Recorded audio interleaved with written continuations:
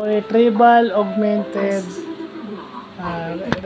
Augmented Generation System o RAG system. So ito artificial intelligence program or software na ginagamit sa language models. So ito yung gumagamit ng large language model capabilities. Kumbaga, yung large language model, yun yung built-in na system for certain languages na pwedeng mag-adapt o magdagdag ng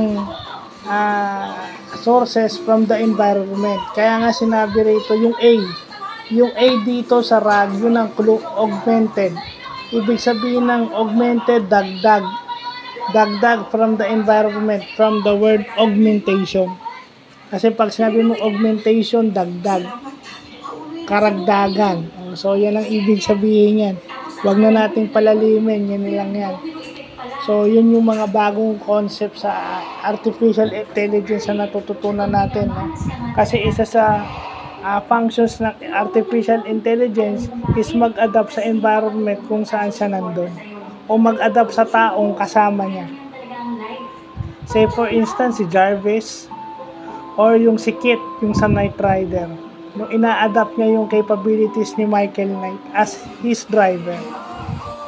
So, yun lang po.